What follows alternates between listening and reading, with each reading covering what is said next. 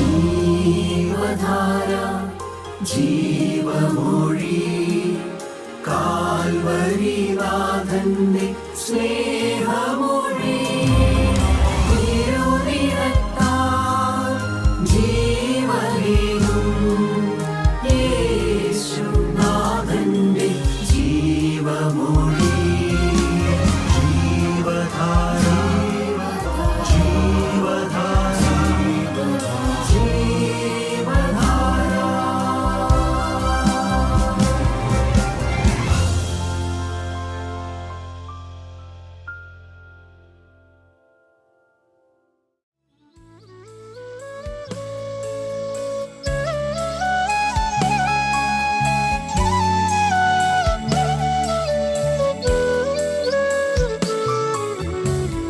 ദൂതരും സർവ സൃഷ്ടികളും വാഴ്ത്തും ഏകദൈവമേ.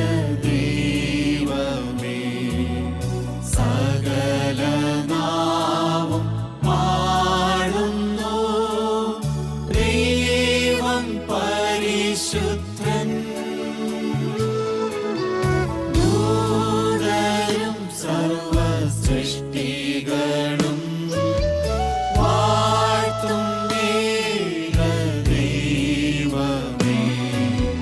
സകല നാവും പാടുന്നു ദൈവം പരിശുദ്ധൻ.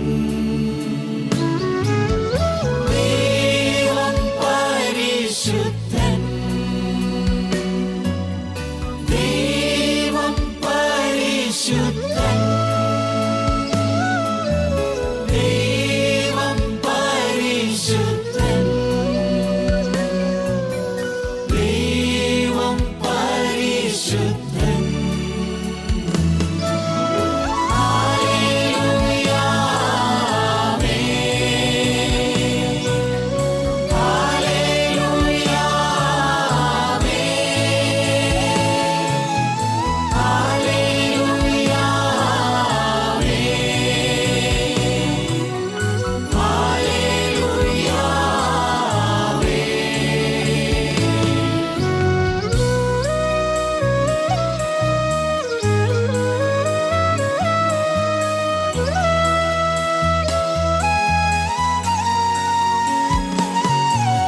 സ്തോത്രം സ്തോത്രം യേശുവേ.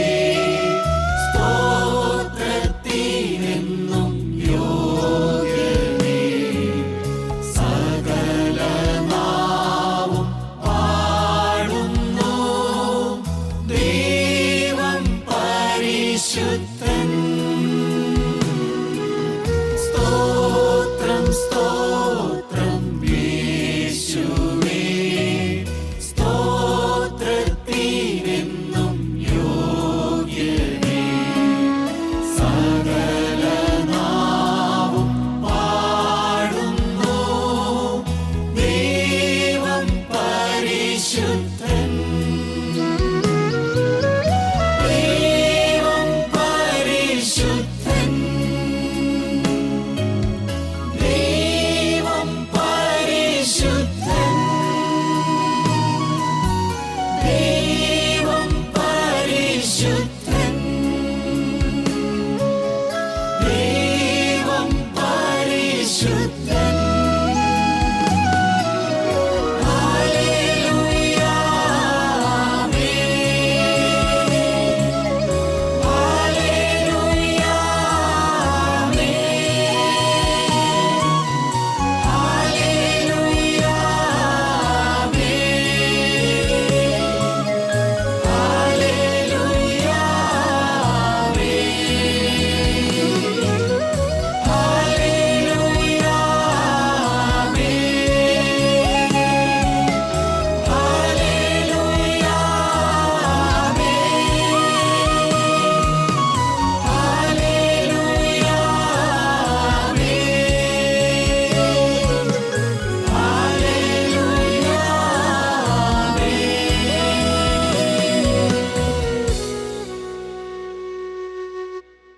ദൈവ തിരുനാമത്തിന് മഹത്വമുണ്ടാകട്ടെ.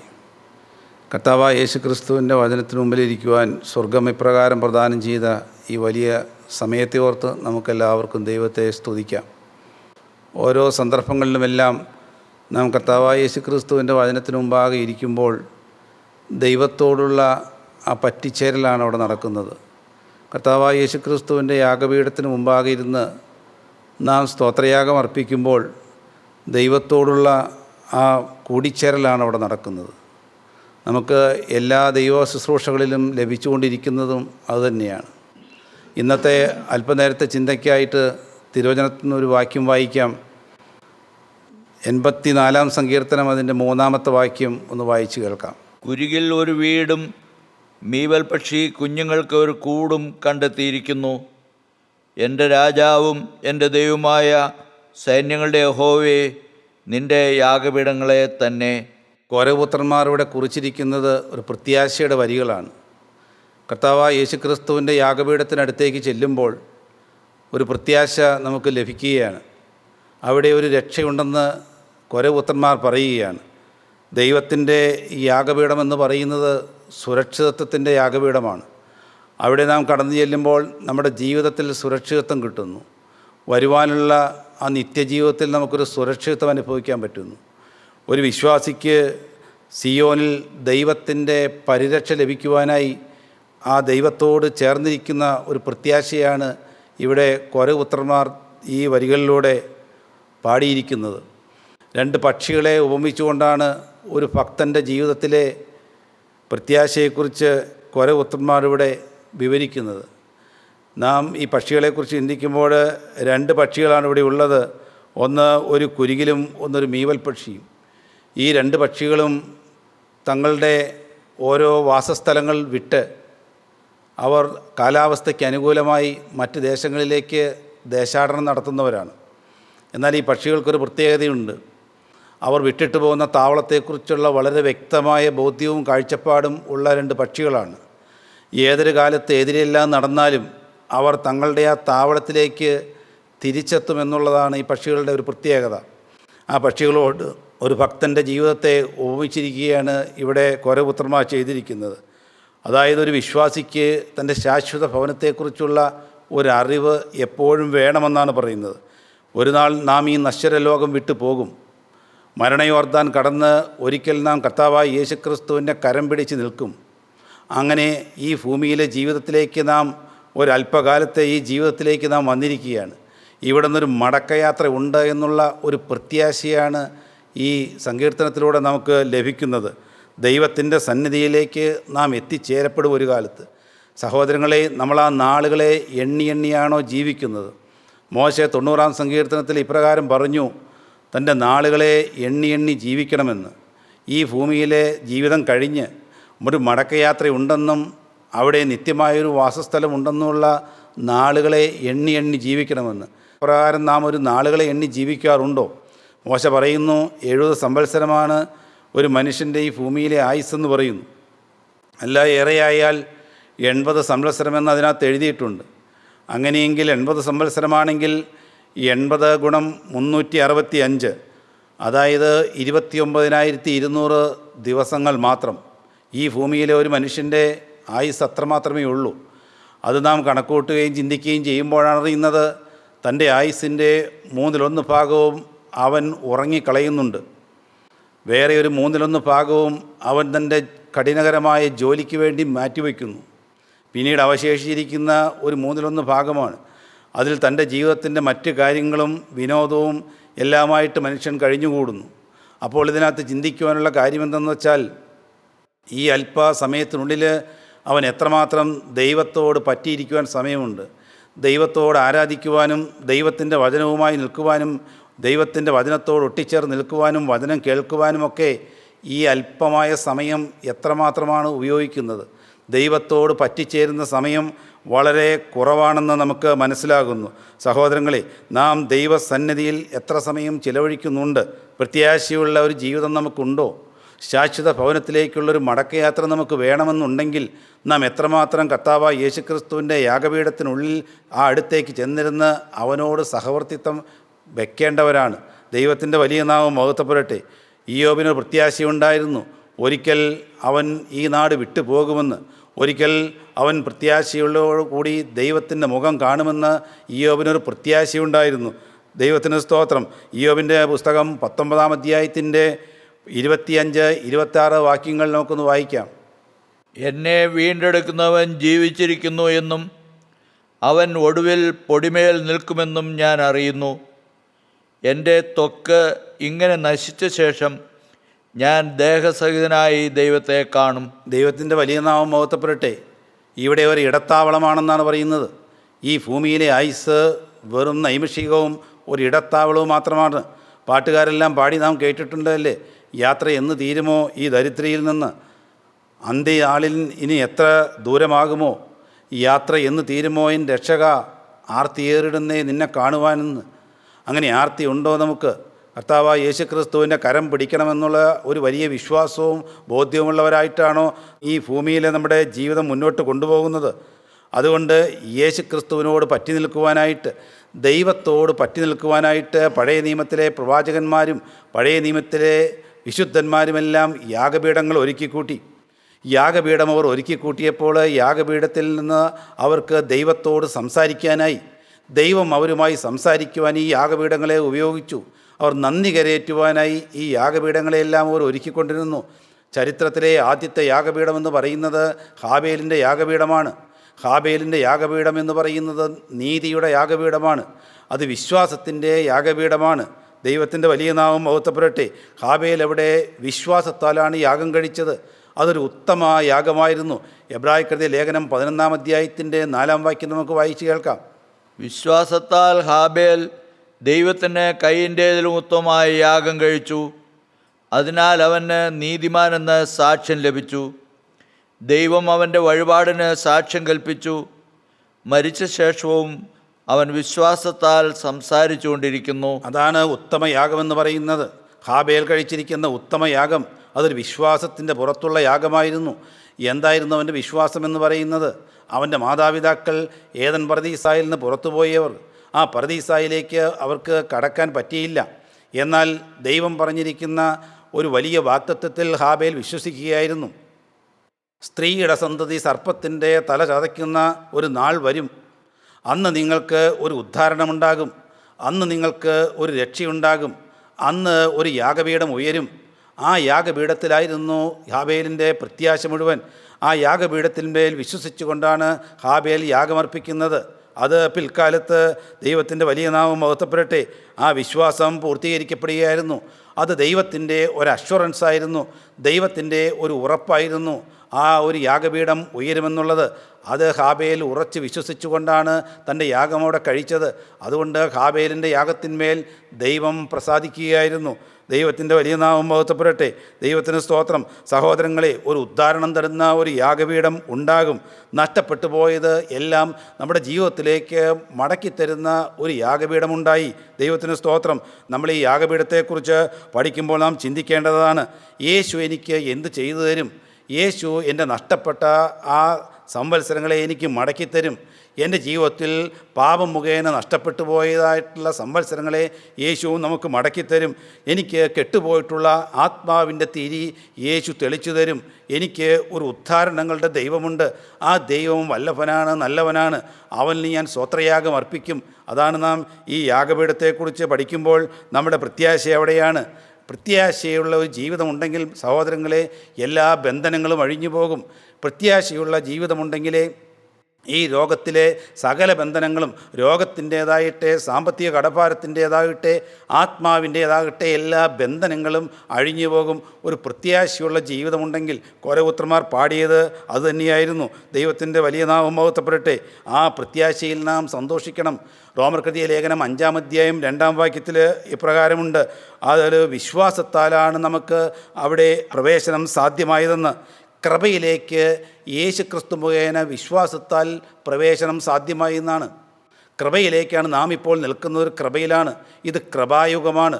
ഇത് കൃപയിൽ നിൽക്കുന്ന കാലമാണ്. അവിടേക്ക് നാം സന്നിധരായിരിക്കുന്നത്, പ്രവേശിച്ചിരിക്കുന്നത് വിശ്വാസത്താലാണ്. ആ വിശ്വാസത്തിന് കാരണഭൂതനായിരിക്കുന്നത് കർത്താവായ യേശുക്രിസ്തുവാണെന്നാണ് പറയുന്നത്. ദൈവത്തിൻ്റെ വലിയ നാമം മഹത്വപ്പെടട്ടെ. എബ്രായർക്കെഴുതിയ ലേഖനം 10-ാം അധ്യായത്തിൻ്റെ 23-ാമത്തെ വാക്യത്തിൽ ആ പ്രത്യാശയുടെ സ്വീകാരം എന്നാണ് പറഞ്ഞിരിക്കുന്നത്. അതൊരു പ്രത്യാശയുടെ സ്വീകാരം എന്നവിടെ എഴുതി കാണുകയാണ്. എന്താണ് ഈ സ്വീകാരം എന്ന് പറഞ്ഞാൽ? സ്വീകാരമെന്ന വാക്കിൻ്റെ അർത്ഥം ഭയമില്ലാത്ത സാക്ഷ്യമെന്നാണ്. ഫിയർലെസ് ടെസ്റ്റിമണി എന്ന് പറയും. ഭയമില്ലാത്ത സാക്ഷ്യം. സഹോദരങ്ങളെ, നമ്മുടെ ജീവിതത്തിൽ ഒരു ഫിയർലെസ് ടെസ്റ്റിമണി ഉണ്ടോ? ഒരു ഭയമില്ലാത്ത സാക്ഷ്യം നമുക്കുണ്ടോ? നമ്മുടെ ജീവിതത്തിൽ പാപത്തോടെ എന്നേക്കുമായി യാത്ര പറഞ്ഞുകൊണ്ടുള്ള ഒരു ഭയമില്ലാത്ത ജീവിതം ഉണ്ടെങ്കിൽ നമുക്ക് തീർച്ചയായും ഭയമില്ലാത്തൊരു സാക്ഷി ജീവിതം ഉണ്ടാകും. സഹോദരങ്ങളെ, കർത്താവായ യേശു ക്രിസ്തു പൊന്തിയോസ് പീലാത്തോസിൻ്റെ മുമ്പിൽ നല്ല സ്വീകാരം ലഭിച്ചവനായി നിന്നുവെന്ന് തിമോത്തിയോസിൻ്റെ 1-ാമത്തെ ലേഖനത്തിൽ അവിടെ 6-ാം അധ്യായം 14-ാം വാക്യത്തിൽ നാം വായിക്കുന്നുണ്ട്. അവിടെ കർത്താവ് നിന്നപ്പോൾ അവിടെ ഒരു നല്ല സ്വീകാരം ലഭിച്ചവനായിരുന്നു എന്ന് പറഞ്ഞാൽ കർത്താവിന് നല്ല ശക്തി ഉണ്ടായിരുന്നു. ഈ ഭൂമിയിലെ ജീവിതത്തിൽ പിശാചിനെ എങ്ങനെ തോൽപ്പിക്കാമെന്നും പിശാചിനെ എങ്ങനെ നേരിട്ട് ജയിക്കാമെന്നും കർത്താവ് ഭൂമിയിലെ ജീവിതം കൊണ്ട് കാഴ്ചവെച്ച് തന്നതാണ്. അതിൻ്റെ പ്രാഗൽഭ്യത്തോടു കൂടിയാണ് കർത്താവ് നിൽക്കുന്നത്. സഹോദരങ്ങളെ, നമ്മുടെ ജീവിതത്തിൽ ആ പ്രാഗൽഭ്യം വന്നിട്ടുണ്ടോ? ദൈവത്തിൻ്റെ വലിയ നാമം മഹത്വപ്പെടട്ടെ. അവിടെ ന്യായാധിപ സംഘം കർത്താവിനോട് ചോദിച്ചു, നീ ദൈവപുത്രനാണോ എന്ന് ചോദിച്ചു. അപ്പോൾ കർത്താവ് പറഞ്ഞു, അതെ, ഞാനാകുന്നു. കുറേ കഴിഞ്ഞിട്ട് പീലാത്തോസ് ചോദിച്ചു, നീ യഹൂദന്മാരുടെ രാജാവാണോ എന്ന് ചോദിച്ചു. അതെ, ഞാൻ ആകുന്നു എന്ന് പറഞ്ഞു. അവിടെ കർത്താവ് ഒന്നും മറച്ചു വയ്ക്കുന്നില്ല. കർത്താവിന് വേണമെങ്കിൽ അവിടെ നിന്ന് മറച്ചു വെച്ച് രക്ഷപ്പെടാമായിരുന്നു. അതേ, അത്ര ആർഡൻ്റായിട്ടുള്ള വളരെ ഉറപ്പും ധൈര്യവും പ്രാഗൽഭ്യവുമുള്ള ഒരു ജീവിതം കർത്താവ് കാഴ്ചവെക്കുകയാണ്. സഹോദരങ്ങളെ, നമ്മൾ യേശുവിൻ്റെ ശിഷ്യരാണെങ്കിൽ യേശു ക്രിസ്തുവിൻ്റെ വചനത്തിന് നമ്മൾ അടിയറവ് പറഞ്ഞിട്ടുള്ളവരും വചനത്തിലൂടെ സഞ്ചരിക്കുന്നവരുമാണെങ്കിൽ സഹോദരങ്ങളെ, നമ്മുടെ ജീവിതത്തിൽ തീർച്ചയായിട്ടും നമുക്കൊരു പ്രാഗൽഭ്യം വേണം. പാപത്തോട് മല്ലിട്ട ഒരു പ്രാഗൽഭ്യം, അതിനാണ് ഈ സ്വീകാരമെന്ന് പറയുന്നത്. ഉറപ്പും ധൈര്യമുള്ളവനായി യാഗപീഠം പണിയണം. നാം ഉറപ്പും ധൈര്യമുള്ളവനായിട്ടുള്ളൊരു യാഗപീഠത്തിന് പണിത് അവിടെയാണ് നമ്മുടെ സ്തോത്രയാഗങ്ങൾ നാം അർപ്പിക്കേണ്ടത്. സഹോദരങ്ങളെ, നമ്മുടെ ജീവിതത്തിൽ നാം ഒരു യാഗപീഠത്തിലേക്ക് വരുമ്പോൾ നമ്മുടെ വഴിപാട് എന്തു തന്നെയായാലും കർത്താവിൻ്റെ വചനം പറയുന്നുണ്ടല്ലോ, നമുക്ക് സഹോദരനോടോ എന്തെങ്കിലും ഇഷ്ടക്കുറവ് തോന്നിയിട്ടുണ്ടെങ്കിൽ വഴിപാട് യാഗപീഠത്തിൽ വയ്ക്കുക. പിന്നെ ചെന്ന് സഹോദരനോട് നിരപ്പായ ശേഷം വന്ന് തൻ്റെ വഴിപാട് അർപ്പിക്കുക എന്ന് കർത്താവ് പറയുന്നു. ദൈവത്തിൻ്റെ വലിയ നാമം മഹത്വപ്പെടട്ടെ. സഹോദരങ്ങളെ, പ്രാഗൽഭ്യമുള്ള ഒരു ജീവിതം, പ്രാഗൽഭ്യമുള്ള ഒരു ക്രൈസ്തവ ജീവിതം നമുക്ക് വേണം. സഹോദരങ്ങളെ, നമുക്ക് എന്ത് പ്രാഗൽഭ്യമാണ് കാണിച്ചു കൊടുക്കാനുള്ളത്? നാനാജാതി മതസ്ഥരുടെ ഇടയിലല്ലേ നാം താമസിക്കുന്നത്? നമുക്ക് കാണിച്ചു കൊടുക്കാൻ എന്താണുള്ളത്? നമ്മുടേതെന്ന് പറയുവാൻ, ക്രിസ്തുവിൻ്റേതെന്ന് പറയുവാൻ നമ്മിൽ പ്രതിഫലിക്കുന്നത് എന്താണ്? ഇതാണ് ക്രിസ്തു മാർഗമെന്ന് നാം എന്ത് കാണിച്ചു കൊടുക്കുന്നു? സഹോദരങ്ങളെ, നമ്മുടെ ജീവിതത്തിലൊരു സാക്ഷ്യ ജീവിതം വേണം. സാക്ഷ്യ ജീവിതം, പ്രാഗൽഭ്യമുള്ള ഒരു സാക്ഷ്യ ജീവിതം വേണം. ദൈവത്തിൻ്റെ വലിയ നാമം മഹത്വപ്പെടട്ടെ. ഈ ഹാബേലിൻ്റെ യാഗപീഠത്തിന് ശേഷം പൂർവികരായിട്ടുള്ള അനേകർ പല യാഗപീഠങ്ങളും പണിതു.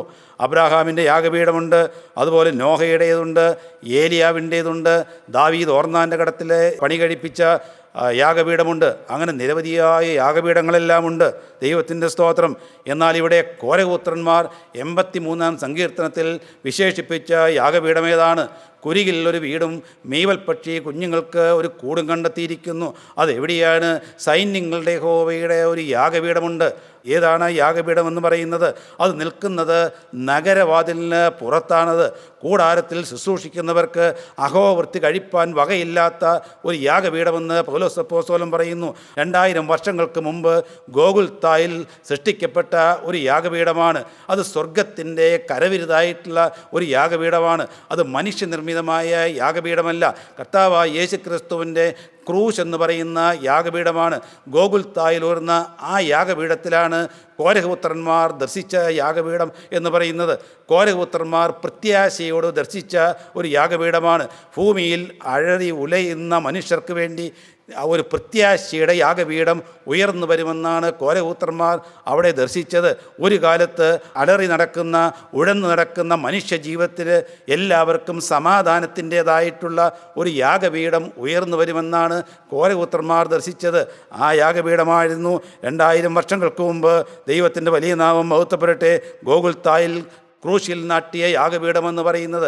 അവിടെ കർത്താവായ യേശു ക്രിസ്തു തൻ്റെ തിരുവിലാവ് തുറന്ന് കർത്താവായ യേശു ക്രിസ്തുവിൻ്റെ ജീവനുള്ള രക്തം പുറത്തേക്ക് ഒഴുകി ധാരധാരയായി വന്ന് അവിടെ ഒരു മാർഗം സൃഷ്ടിച്ചെടുത്തു. ആ യാഗപീഠത്തിന്മേൽ പുതുതായിട്ട് ചില പ്രത്യേകതകൾ വന്നു. എന്തായിരുന്നു ആ യാഗപീഠത്തിൻ്റെ പ്രത്യേകതകൾ? സമാനമായിട്ടുള്ള ഒരു യാഗപീഠം ഈ ഭൂമിയിൽ നിർമ്മിച്ചിട്ടില്ല. മനുഷ്യനിർമ്മിതമല്ലാത്ത യഹോവയാൽ സൃഷ്ടിക്കപ്പെട്ട ആ യാഗപീഠത്തിൻ്റെ പ്രത്യേകതകൾ എന്താണെന്ന് നമുക്ക് അല്പമായി ചിന്തിച്ച് നോക്കാം. ദൈവത്തിൻ്റെ വലിയ നാമം മഹത്വപ്പെടട്ടെ.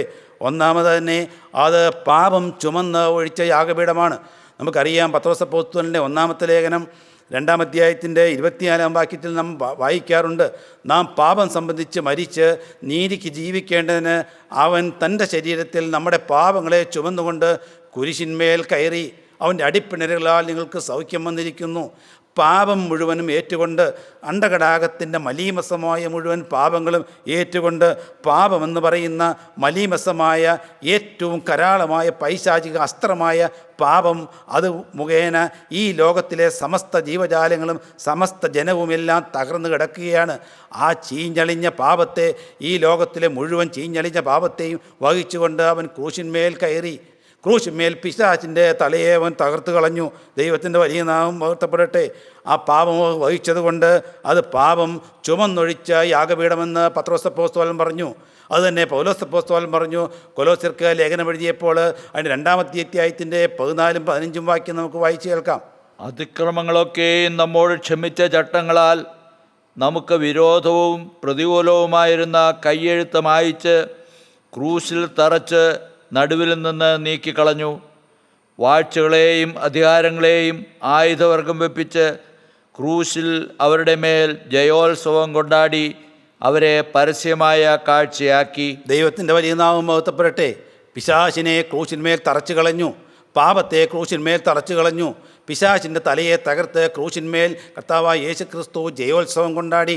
അതാണ് ആ യാഗപീഠത്തിൻ്റെ ഒന്നാമത്തെ പ്രത്യേകത എന്ന് പറയുന്നത്. ആ യാഗപീഠത്തിലേക്ക് മടങ്ങി വരിക എന്നുള്ളതാണ് ഒരു ഭക്തൻ്റെ പ്രത്യാശ എന്ന് പറയുന്നത്. അതാണ് കോരഹപുത്രന്മാർ ദർശിച്ചത്. യിരെമ്യാവ് അത് ദർശിച്ചിട്ടുണ്ടായിരുന്നു. യിരെമ്യാ പ്രവചനം 8-ാം അധ്യായത്തിൻ്റെ 7-ാം വാക്യത്തിൽ യിരെമ്യാവ് വിലപിക്കുകയായിരുന്നു. ആകാശത്തിലെ പെരിഞ്ഞാറ തൻ്റെ കാലമറിയുന്നു, കൊക്കും കുറുപ്രാവും മീവൽപക്ഷിയും തങ്ങളുടെ മടങ്ങി വരവുള്ള കാലമറിയുന്നു, എൻ്റെ ജനമോ യഹോവയുടെ ന്യായം അറിയുന്നില്ല എന്ന് യിരെമ്യാവെന്ന് വിലപിച്ചതാണ്. മടങ്ങി വരവേണ്ട ഒരു കാലമുണ്ട് സഹോദരങ്ങളെ. കർത്താവായ യേശു ക്രിസ്തുവിൻ്റെ യാഗപീഠത്തിലേക്ക് പാപം ചെയ്ത് പറുദീസ നഷ്ടപ്പെട്ടു പോയ ആ ജനത്തെ ഉദ്ധരിക്കുവാനായി ഒരു മടങ്ങിവരവ് ആവശ്യമാണ്. വീണ്ടും യിരെമ്യാവിനോട് ദൈവം പറഞ്ഞു, നീ ഇങ്ങനെ ജനത്തോട് പ്രവചിക്കാൻ പറഞ്ഞു. യിരെമ്യാ പ്രവചനം 3-ാം അധ്യായത്തിൻ്റെ 12-ാം വാക്യത്തിലാണ് യിരെമ്യാവിനോട് ദൈവം പ്രകാരം പറഞ്ഞത്, വിശ്വാസത്യാഗിനിയായ ഇസ്രായേലേ, മടങ്ങി വരിക. ഞാൻ നിങ്ങളോട് കോപം കാണിക്കുകയില്ല, ഞാൻ എൻ്റെ കോപം വെച്ചുകൊള്ളുകയില്ല, ഞാൻ കരുണയുള്ളവനാണ് എന്ന് പറഞ്ഞ് കർത്താവ് അവരെ വിളിക്കുകയാണെന്ന്. ഇതെല്ലാം മടങ്ങിവരവിൻ്റെ ലക്ഷണങ്ങളാണ് സഹോദരങ്ങളെ. ഈ യാഗപീഠത്തിലേക്കാണ് നാം മടങ്ങി വരേണ്ടത്. പാപം ചുമന്നൊഴിച്ച യാഗപീഠം. സഹോദരങ്ങളെ, എന്താണതിൻ്റെ അർത്ഥം? നമ്മുടെ സ്തോത്രയാഗം അർപ്പിക്കുന്ന സമയത്ത് നാം ചെല്ലുമ്പോൾ നാം നമ്മുടെ പാപത്തോടൊപ്പം തന്നെ മറ്റുള്ളവരുടെ പാപവും ഏറ്റുപറയണം. നമ്മുടെ പാപവും മറ്റുള്ളവരുടെ പാപവും ഏറ്റുപറഞ്ഞുകൊണ്ട് യാഗപീഠത്തിന് മുമ്പാകെ വെച്ചുകൊണ്ട് സമർപ്പിക്കുക. അതാണ് പാപം ചുമന്നൊഴിച്ച യാഗപീഠമെന്ന് പറയുന്നത്. ഈ യാഗപീഠത്തിൻ്റെ രണ്ടാമത്തെ പ്രത്യേകത എബ്രായർക്ക് ലേഖനം 10-ാം അധ്യായത്തിൻ്റെ 19-ാം വാക്യത്തിലുണ്ട്. തൻ്റെ ദേഹമെന്ന തിരശീല ചീന്തി അവിടെ ഒരു പുതുവഴി തുറന്ന യാഗപീഠമാണ്. കർത്താവായ യേശു ക്രിസ്തുവിൻ്റെ ദേഹമെന്ന തിരശീല അവിടെ ചീന്തിപ്പോയി. അവിടെ ഒരു പുതിയ വഴി തുറന്നിരിക്കുകയാണ്. ഒരശുദ്ധനും ആ വഴിയിലൂടെ പോവുകയില്ല എന്ന് പ്രവാചകന്മാർ പറഞ്ഞു. ആ പുതിയ വഴി വിശുദ്ധന്മാർക്ക് വേണ്ടിയുള്ള വഴിയാണ്. തൻ്റെ ദേഹമാകുന്ന തിരശീല അവിടെ ചീന്തിപ്പോയി. അവിടെ കർത്താവ് പറയുകയാണ്, ഞാൻ തന്നെ വഴിയാണെന്ന് പറയുകയാണ്. യോഹന്നാന്റെ സുവിശേഷം 14-ാം അധ്യായത്തിൻ്റെ 6-ാം വാക്യത്തിൽ കർത്താവ് തന്നെ പറഞ്ഞു, ഞാൻ തന്നെ വഴിയും സത്യവും ജീവനുമാകുന്നു എന്ന് പറഞ്ഞു. ആ വഴിയിലൂടെയാണ് നാം പോകേണ്ടത്. ആ യാഗപീഠത്തിൻ്റെ അടുത്ത പ്രത്യേകത എന്ന് പറയുന്നത്, യേശു തിരുവിലാവ് തുറന്നു കിടന്ന ഒരു വഴിയുണ്ടാക്കി. ആ വഴിയിലൂടെ പോയാൽ മാത്രമേ ദൈവരാജ്യത്തിൽ ഒരു മനുഷ്യന് എത്താൻ പറ്റുകയുള്ളൂ. വേറെ ഒരു വഴികളും ഇല്ല എന്നുള്ളതാണ് ഈ യാഗപീഠത്തിൻ്റെ രണ്ടാമത്തെ പ്രത്യേകത എന്ന് പറയുന്നത്. ദൈവത്തിന് സ്തോത്രം. അവിടെ കർത്താവ് തൻ്റെ ദേഹത്തെ ചീന്തിക്കളഞ്ഞു. അപ്പോൾ നമുക്ക് പഠിക്കാനുള്ള എന്താണ്? നാം നമ്മുടെ ജഡത്തെ, നമ്മുടെ ശരീരത്തെ അതിൻ്റെ രാഗമോഹങ്ങളോട് കൂടെ ക്രൂശിക്കണമെന്നാണ് അപ്പോസ്തലൻ പറഞ്ഞു തന്നത്. യേശു തൻ്റെ ദേഹമെന്ന തിരശീല ചീന്തിയെങ്കിൽ നാം ചെയ്യേണ്ടത് എങ്ങനെയാണ്? നാം നമ്മുടെ ശരീരത്തെ, നമ്മുടെ ജഡത്തെ അതിൻ്റെ രാഗമോഹങ്ങളോടുകൂടെ ക്രൂശിക്കണം. അപ്പോഴാണ് യേശു ക്രിസ്തുവിൻ്റെ ക്രൂശ് മരണത്തിന് താതാത്മ്യം വഹിക്കുന്നത്, യേശുവിൻ്റെ ക്രൂശിനോട് പറ്റിച്ചേർന്ന് നിൽക്കുന്നത്, യേശുവിൻ്റെ ക്രൂശ് മരണത്തിൽ വിശ്വാസം വരുന്നത്. ആ യാഗപീഠത്തിലേക്ക് രണ്ടാമത്തെ പ്രത്യേകത ഏതാണ്? എന്നാൽ ഇത് മൂന്നാമത്തെ പ്രത്യേകതയുണ്ട്. അത് എല്ലാം പൂർത്തീകരിച്ചു. It is finished. എല്ലാം പൂർത്തീകരിച്ച യാഗപീഠമാണ്. യോഹന്നാൻ്റെ സുവിശേഷം 19-ാം അധ്യായത്തിൻ്റെ 30-ാം വാക്യത്തിൽ ഇപ്രകാരം പറയുന്നുണ്ട്: യേശു പുളിച്ച് വീഞ്ഞ് കുടിച്ച ശേഷം നിവൃത്തിയായി എന്ന് പറഞ്ഞ് തലചായ്ച്ച് ആത്മാവിനെ ഏൽപ്പിച്ചു കൊടുത്തു. അവിടെ പൂർത്തീകരണം വരുത്തുകയാണ്. ഇനി പാപങ്ങൾക്ക് വേണ്ടി മറ്റൊരു യാഗമില്ല, പാപങ്ങൾക്ക് വേണ്ടി മറ്റൊരു യാഗപീഠമില്ല, മനുഷ്യനിർമ്മിതമായ മറ്റൊരു യാഗപീഠം ഉണ്ടാവുകയില്ല. അവിടെ സ്തുതിയും സ്തോത്രവും ആരാധനയും ആത്മാവിൽ അർപ്പിക്കുന്ന ഒരു യാഗപീഠം മാത്രമേ ഉണ്ടാവുകയുള്ളൂ. അതാണ് ഇറ്റ് ഈസ് ഫിനിഷ്ഡ് എന്ന് പറഞ്ഞു. പാപങ്ങൾക്ക് വേണ്ടിയുള്ള സകല യാഗവും അവസാനിപ്പിച്ച് ഒരു പൂർത്തീകരണത്തിൻ്റെ അന്തരീക്ഷം വരുത്തിയ യാഗപീഠമായിരുന്നു കർത്താവായ യേശു ക്രിസ്തുവിൻ്റെ ക്രൂശിലെ യാഗപീഠം എന്ന് പറയുന്നത്. ദൈവത്തിൻ്റെ വലിയ നാമം മഹത്വപ്പെടട്ടെ. സഹോദരങ്ങളെ, നാലാമതൊരു കാര്യം കൂടിയുണ്ട്. അത് ഭൂമിയെ സ്വർഗത്തോട് നിരപ്പിച്ച യാഗപീഠമെന്നാണ്. ഭൂമിയെ സ്വർഗത്തോട് നിരപ്പിച്ചു. ഈ ഭൂമിയിലെ പാപം ചെയ്ത് നഷ്ടപ്പെട്ടു പോയ മനുഷ്യന്, ദൈവത്തിൻ്റെ കോപത്തിൽ അമർന്നിരുന്ന ഈ ലോകജനം, അവിടെ കർത്താവായ യേശു ക്രിസ്തു ക്രൂശ് മരണത്തിലൂടെ പിശാചിൻ്റെ തലയെ തേർത്ത് അവനെ ജയിച്ചതിലൂടെ ഭൂമിയുമായി സമാധാനത്തിലായി, ഭൂമിയുമായി പിതാവാൻ ദൈവം നിരപ്പിലായി തീർന്നു. കൊലോസ്യർക്കെഴുതിയ ലേഖനം 1-ാം അധ്യായത്തിൻ്റെ 20-ാം വാക്യം നമുക്ക് വായിക്കുമ്പോൾ അതറിയാം.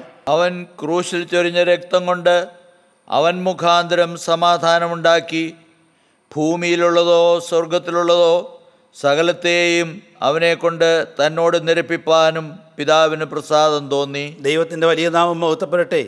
ഭൂമിയും സ്വർഗവുമായി നിരപ്പായി, ഭൂമിയും സ്വർഗവും ഒന്നായിത്തീർന്നു. അതുകൊണ്ട് സഹോദരങ്ങളെ, നാം ഓരോരുത്തരും നമ്മുടെ ജീവിതത്തിലെ ഈ യാഗപീഠത്തെക്കുറിച്ച് പഠിക്കുമ്പോൾ നമുക്ക് എന്താണ് മനസ്സിലാക്കേണ്ടത്? നമ്മുടെ ജീവിതത്തിൽ നാം എന്ത് കാഴ്ചവെക്കണം? നമ്മുടെ ജീവിതത്തിൽ നമുക്കുള്ളത് എന്ന് തോന്നുന്നത്, നമ്മുടേതായിട്ട് എന്ന് തോന്നുന്നത് എല്ലാം കർത്താവായ യേശു ക്രിസ്തുവിൻ്റെ യാഗപീഠത്തിന് മുമ്പാകെ നാം കൊണ്ടുവയ്ക്കണം. കർത്താവെ, എനിക്കുള്ളതെല്ലാം സമ്പൂർണ്ണ യാഗമായി നിൻ്റെ തിരുമുമ്പാകെ വെച്ചിരിക്കുകയാണ്. ഇനി ഇതിൽ ഞാനല്ല പ്രവർത്തിക്കേണ്ടത്. നമ്മുടെ ജീവിതത്തിലെ ഓരോ വിഷയങ്ങളും, ഓരോ എന്ത് തന്നെ വിഷയങ്ങളായാലും അത് കർത്താവായ യേശു ക്രിസ്തുവിൻ്റെ പാദപീഠത്തിൽ കൊണ്ടുവച്ച്, കർത്താവെ, ഇതാ ഞാൻ യാഗമായി അർപ്പിക്കുന്നു എന്ന് പറയുന്നു. അവിടെ കർത്താവിൻ്റെ ഇഷ്ടം അവിടെ പൂർത്തീകരിക്കുന്നു. സഹോദരങ്ങളെ, നാം ഈ യാഗമർപ്പിക്കുമ്പോൾ നാം ശ്രദ്ധിക്കേണ്ട ഒരു കാര്യമാണ്, നാം യാഗപീഠം പണിയും, ഒരുപക്ഷെ വിറകെടുക്കും, യാഗത്തിനുള്ള വസ്തുക്കൾ കൊണ്ടുവരും നാം. അതുപോലെ തന്നെ നാം യാഗമർപ്പിക്കുവാൻ സന്നദ്ധരായിരിക്കുകയും ചെയ്യും. എന്നാൽ അവിടെ ഒരു കാര്യം നടക്കണം. തീർച്ചയായിട്ടും ദൈവത്തിൻ്റെ പരിശുദ്ധാത്മാവ് ഇറങ്ങിയില്ല എങ്കിൽ യാഗവസ്തു അങ്ങനെ തന്നെ നിൽക്കും. നമ്മുടെ ജീവിതത്തിൽ നാം ശ്രദ്ധിക്കേണ്ടതായ ഒരു കാര്യം ഇതാണ്. നമ്മുടെ യാഗത്തിന്മേൽ കർത്താവ് പ്രസാദിക്കണമെങ്കിൽ യാഗാഗ്നി അഥവാ പരിശുദ്ധാത്മാവിൻ്റെ തീയിറങ്ങണം. അതിന് സമാനമായ ഒരു ജീവിതമാണോ നാം ഈ ഭൂമിയിൽ കാഴ്ചവെക്കുന്നത്? ഈ ലോകത്തിന് അനുരൂപമാകാതെ നന്മയും പ്രസാദവും പൂർണ്ണതയും ഉള്ള ഒരു ജീവിതമാണോ നാം ഈ ഭൂമിയിൽ കാഴ്ചവെക്കുന്നത്? അങ്ങനെയെങ്കിൽ തീർച്ചയായും സഹോദരങ്ങളെ, നമ്മുടെ ജീവിതത്തിൽ നാം യാഗമായി അർപ്പിക്കുന്ന സ്തോത്രയാഗത്തോടുകൂടി കർത്താവിൻ്റെ സന്നിധിയിൽ കണ്ണുനീരോടുകൂടി അർപ്പിക്കുന്ന ഏതൊരു വിഷയങ്ങളിൽ മേലും യേശുക്രിസ്തുവിൻ്റെ പരിശുദ്ധാത്മാവിൻ്റെ വലിയൊരാവാസമുണ്ടാകും. പരിശുദ്ധാത്മാവ് നമ്മുടെ യാഗത്തെ പ്രസാദിക്കും.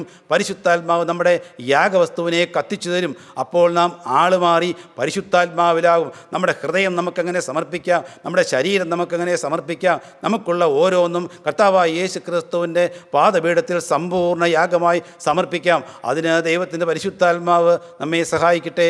ദൈവനാമം മാത്രം മഹത്വപ്പെടട്ടെ. ദൈവത്തിന് സ്തോത്രം.